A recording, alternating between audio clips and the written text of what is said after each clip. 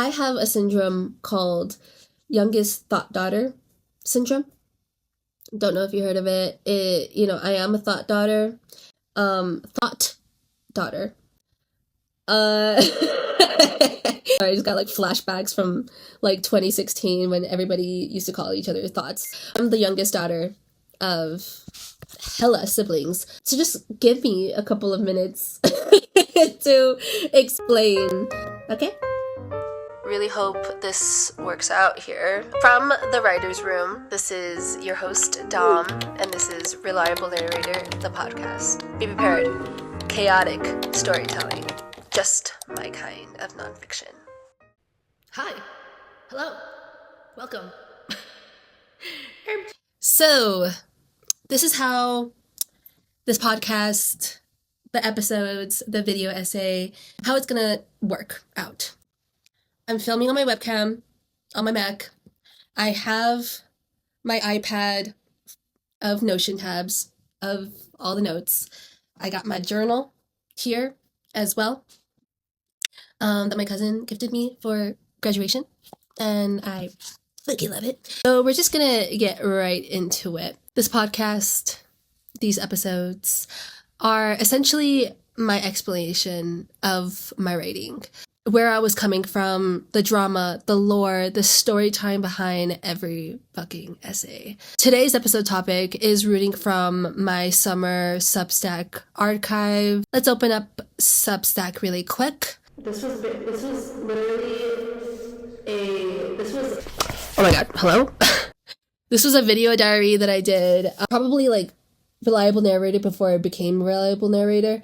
I didn't know what the fuck I was doing. I just wanted to explain a little bit more thoroughly from my essay. And it's titled I'm Going Through Changes. And yeah, you can read it. It's in the archives. This episode is for any recent grads living the post-grad life, or for anyone really adjusting to the new year, this new stage of 2026, and wondering what this year has to offer us. And this episode is just for you guys. Maybe you'll resonate and take this onwards, or maybe this is just something that you just needed to hear. Whatever the reason is, I'm really glad that you're here listening to me yap. So let's get into it. This week, I went to my first therapy session of the new year. Love you, Denise. Swear to God. I've been going to therapy for like 3 years already. And we were talking about the raw discomfort of outgrowing things in adulthood. I'm 23. And, yeah. I'm understanding the Paramore song, Ain't It Fun, a little bit too hard, and it's hitting a little just too close to home. Anyways, so she mentioned that there was like an intuitive shift that happens when you're outgrowing something. She said, quote, practice leaning into this natural drift. And I was like, I looked at her and I was like, oh, that's... And needless to say, from a chronic nostalgic person, I am very, very protective of what comforts me. My comfort movies, my comfort music, playlists, soundtracks, people, TV shows, characters even. I am very, very protective of that. Sometimes I just hold on way too tight, though, until there is nothing left to hold. And I had a good friend of mine tell me when I was going through one of these adjustment periods, this growing pain of realizing like I don't really align with this anymore. And it was a really bitter pill to swallow for me. And she said to me, she was like, what's gonna happen is that you're so stubborn and so hard-headed that you are gonna stay until you hate it. And that's like the only way that you can like actually walk away from something because you're pissed off at it. What I am going to do is I need to hear it outright, loud and clear from this other party that it's not working for neither them nor me.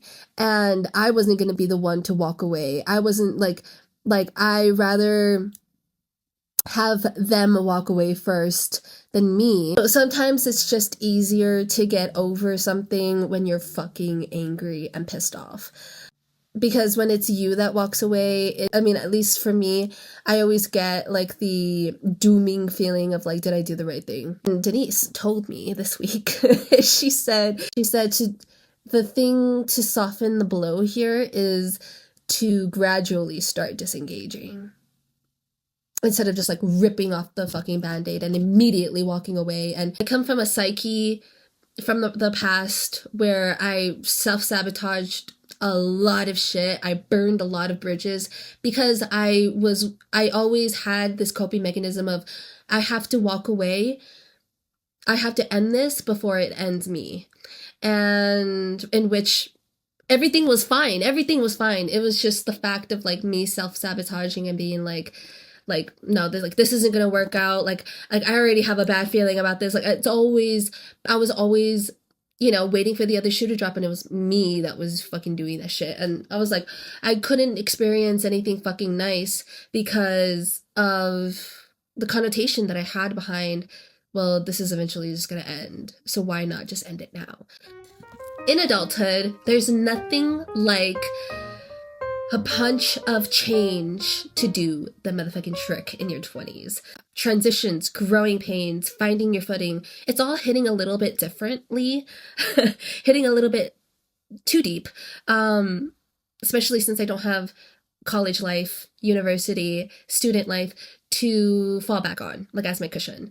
I always prioritize school. That's how my parents raised me. But for a big fucking chunk of my life, all I knew was school. It's been a bit of an adjustment. I want to say I used college as like a distraction for the things that I didn't want to handle, or I didn't feel like I needed to handle it, at least right now, because my priority was literally just graduating.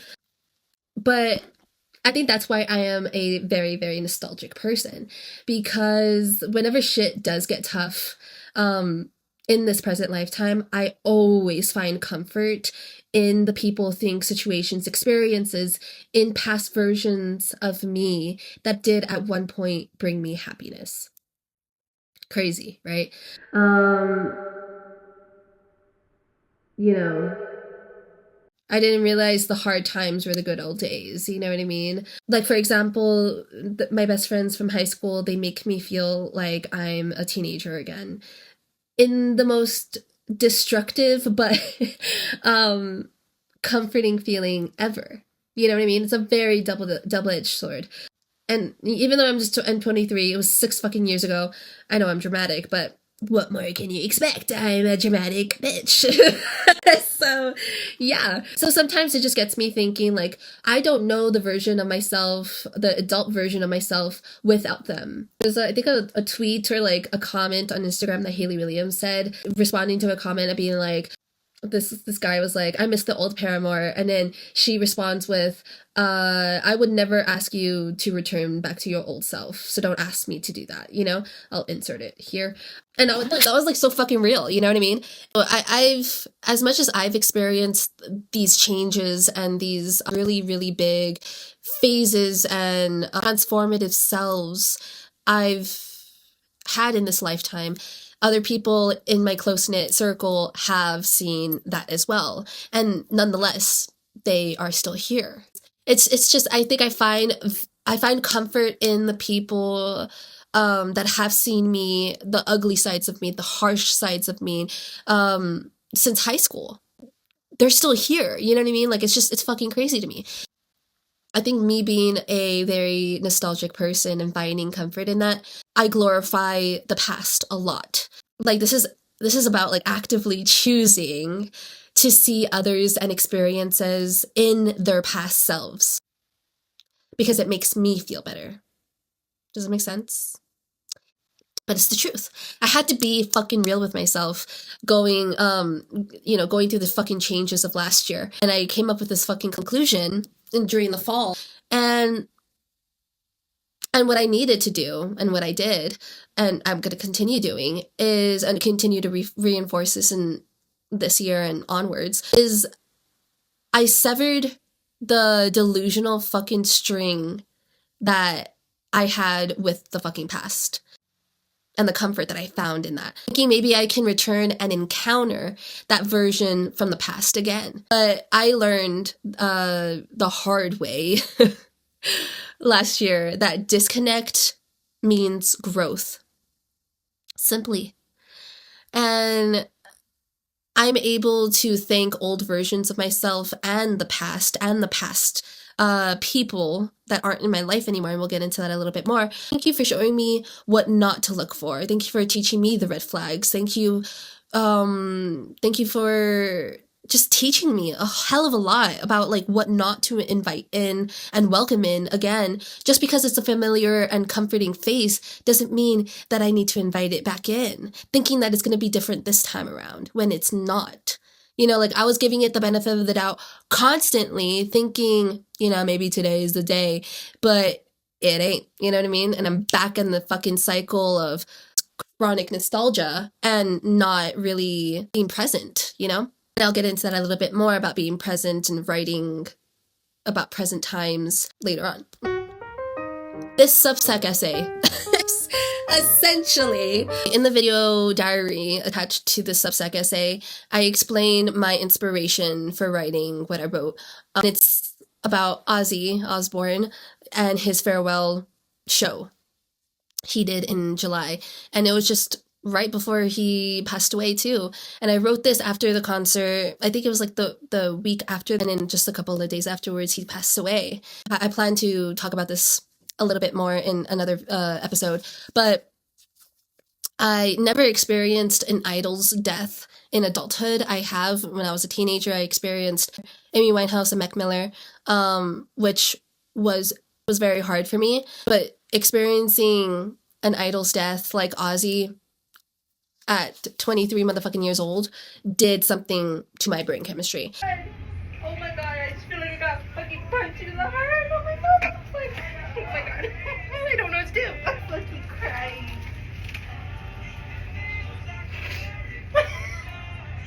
Oh my god. What the fuck? Okay, I'll call you later. Anyways, there's a key excerpt that I am going to attach here. And this is what I say in the essay. I say, back to the beginning, don't get it twisted. It's easy to misunderstand we aren't reliving the past, but we are laying and paying homage, tribute, if you will, to what has gotten us to this point, to the self that made us get here now. How else will we ever appreciate what is to come? There will be a time where all I will be doing is shedding and storing, but isn't that wonderful? Time is our biggest and richest currency. Change has charm and is a pretty son of a bitch. I'm welcoming them both in this new habitat and ecosystem in my head. Talk about how a new self enters my psyche after the events of 4th of July weekend. And some of my favorite excerpts from this essay is the opening paragraph. How do you shed old versions of you? Do you like to watch them shrivel and wither away until they become dust, one with the universe, or do you have a fuck you revenge party in spite of them? When do you know it's time to say goodbye and lay those versions of you down to rest? If anything, how do you welcome in a new skull? The way that I wrap my head around a certain experience and I'm able to digest it properly is I use a lot of metaphors, analogies, comparisons. I characterize a lot. I personify situations, and that's just how my brain functions. I'm a visual learner. I really enjoy how this is still resonating with me even in the new year. I also have a favorite excerpt.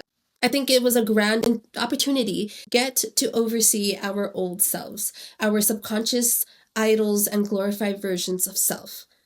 I, at least, held old toxic positivity in such a way like it was a damn trophy to me, a prized possession, an award for being so strong and prevailing and living in spite of me. You must experience that death. Watch the cause of death. That one, the straw that broke the camel's back type of situation occurrence. All it takes is one time, and then there you are sleeping it off, only to wake up to find a shed shell and vessel of what once was you beside you in your lonesome bed. I also want to get into good karma and the karma that is a bitch. I firmly believe in both. As tumultuous and awkward these new stages can be, you know, about post-grad life or about, this new year coming, an affirmation that has remained very, very close to me and really, really resonates with me is whatever leaves my life only makes room for the new. In my eyes, the good karma, we have to go through the royally fucked up things in order to get to peace. A sense of an aware self and protective self. A self that does fucking use boundaries. I say in this essay, the new self settled in and made itself more than comfortable in my head. In the exact section of my cranium that was once powered by self-sabotage and impulsive acid word vomit, it settled. I felt to sit down in the corner. She felt like a faint neighbor that just lived down the hall, the girl you only see occasionally sparsely on weekends after her therapy appointments. Never consistently, though. She hasn't gone in a while. During summer, I stopped going to therapy in May, and I didn't return until August. So I definitely thought I was done with Denise. Just kidding. I had no bad blood with her, but I just genuinely thought okay, I'm healed. 2024 was the year of healing my inner child, and I didn't need therapy anymore. I was wrongly mistaken. Finally booked my therapy appointment soon after. Anyways, but back to karma. Good karma happens with whatever energy you put into the fucking universe. The same way the bitch karma happens when you're just a shitty person. The tables fucking turn. Some supporting facts from my essay. I say, I'm not going to be actively searching for a loophole or a situation when I get met with barricade and walls. Why bend over backwards trying to avoid change? Just adapt, roll with the punches, and move the fuck on. It's okay, really, it is. It's not like I'm totally forfeiting hope. No, that's impossible. I care too deeply and too much. But I'm surrendering to stop searching for myself in others' doings and way of thinking. Damn it, she's not there. I'm done breaking my neck to not face and make eye contact with the big fat elephant in the room, time and change. Again, I am a nostalgic person. I don't like change. I don't like it. I used to not like it. Now, I am forced to hold eye contact with this motherfucker. Speaking about outgrowing people, putting in this point of people of the past, the people that aren't in your life anymore, whether that might be an ex-best friend, ex-boyfriend, ex-girlfriend, ex-crush, situationship, what have you, right? You just fucking outgrow them, and that's fucking okay, Some people are just meant to be seasons in your life. So I wrote a prose poem about maybe 2 years ago after bumping into a person of the past for the first time in maybe a year or two, year and a half, on campus. And the thing is, I genuinely had a bone to pick with the university I went to because I bumped into everybody and their motherfucking mother there. It's just, that's another story time for a fucking other day. It's titled Karma Exposure Therapy. Ease up, God. Your past can be like your own karma. The very moment you stop thinking about it, you turn a corner, you catch the ride, it grazes you like a fast bullet abrading your skin. You're cut deep. Even if it was just a look, it's just like the first one, somehow it wasn't deep enough. But sometimes you see other people's karma unfold and manifest right before your eyes. I never got that chance, but instinctively, I know when a certain song comes on, you shut it off before you can think of me. I know when you go out, you hope and pray you don't see me. I know you dream about me and wake up with regret and you can't shake that feeling. I know your heart drops a little when you think you hear my name in a conversation. The guilt, the karma, the bite will eat you alive. So the next time you graze me, it's like a session of exposure therapy. I will say thank you. I know you can't say the same. I'm not saying I'm perfect, but I know I am not you. That is something I can live with, but you can't. Mic drop. As you can tell, I write a lot about exposure therapy and the past and people of the past in my writing, just because I simply can't get over shit. I forgive, but I just don't forget. So yeah, good karma. Karma. Sometimes you don't see it, sometimes you do. This prose poem was about bumping into a person of the past and realizing how far you've gotten without them, even though at one point of your life when you did disconnect with this person or break up with this person or they left your life or you left their life, it was very hard to believe that one day you were able to breathe without them. And it makes you appreciate how far you've gotten without them. And that's fucking growth, bitch.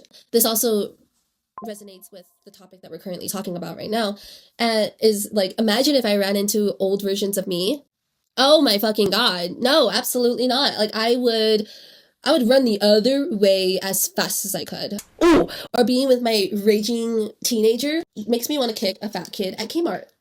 But again, you gotta thank them. You wouldn't be where you are now. The last known version of me, you could not pay me enough to be in a room with her. The last known status of her, again, like I said, was 4th of July weekend. That was her time of death. Last summer, I also wrote a B-sided essay. This was supposed to be for a magazine column that I was working with at the university I was going to, Narrator magazine. The column was Between You and Me. I wrote this for it, but it became unreleased, and I just drafted it. And it's called Red-Handed. I may just upload this to Substack as like a bonus celebratory essay attached to this episode, just to like kickstart this fucking podcast. But I don't know. And maybe even like exposure therapy, the prose poem too. Who knows? I don't know. But there is a excerpt here of the red-handed essay. I finally got off that godforsaken ride and made a sharp turn at the corner of goodbye and enough, a complete 180. I know a part of her thought I needed her more than she needed me, thinking this insufferable lesson again, daring me to take it, daring me to let her hit me over the head, pounding, insistent. There I was, the last death rattle, like the last firework going off that weekend, reading her rights in our childhood bed. The self-sabotage and very destructive, filled to the brim with rage type of girl, and old me, that absorbed a huge chunk of my life, from like fucking 12 to to 23 last summer. I referred to her as Thick Skull.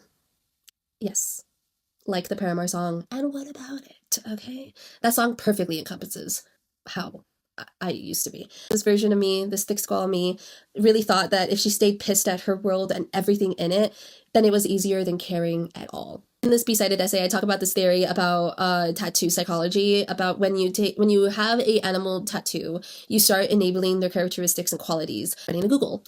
It's not just ink. It's a symbolic adoption of that creature's traits, a magical alignment or reflection of your inner self, with some believing the person eventually embodies those qualities. It's a part of you now. I think every single tattoo that I get, it's like another limb. It's seeped into your veins and blood. So my thick skull tattoo that I got for my 22nd birthday, I believe, I think the tradition started of birthday tattoos every April I get, started with thick skull. In the essay I talk about, was this a subconscious lifeline for my thick skull psyche? I wrote this. I stare at her on my right thigh. She's always been the one that I lead with. To many, she's only a tattoo. The tattoo, her anchor. Well, for me, her misconception became a stubborn stain. I thought I amputated her limb in therapy, but the phantom pain continues to ache and throb. Maybe that's why my thick skull never realized she was already dead. She just found a cave to hang in, a purgatory between past and whatever scraps of me she could cling on to. Past selves are needy like that. They leech. And you know what? I let her. Thinking I was malnourishing her, but I was subconsciously feeding all old selves under the table. Yeah. One of my favorite sections of this essay is towards the end.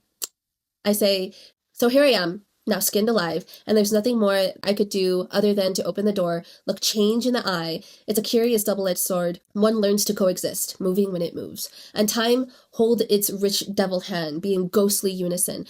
They'll show me when to say goodbye, when to bury what needs to stay buried.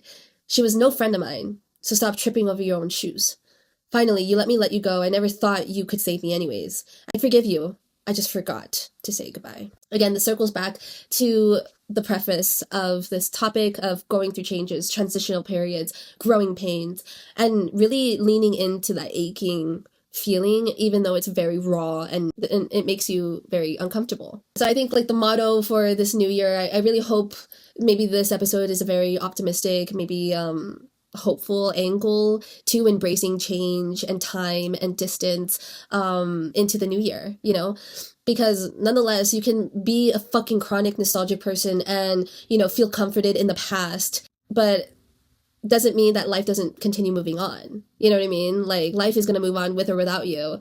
Go with the fucking motions and let it play out. Holding this unknown anxiety of the future in the new year, you know, like I'm really practicing that myself, you know, because I'm a person that needs plans. I have an agenda. I have an itinerary. I need to know the next steps. I need to know what's going to happen in the next hour. I need to know where I'm going the next day. You know what I mean? So I need to know, you know, I need to know. And so this year I'm really, really forcing myself to let go of that control. Because I think also like this whole topic too is about control. Like losing that fucking grip, that steel grip of being obsessed with knowing what's going to happen.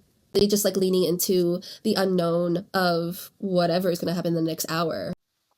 Yeah, so that was the lore. I am my father's daughter after all, right? Just kidding. So, yeah. This has been the Reliable Narrator, mostly, reporting live from the writer's room.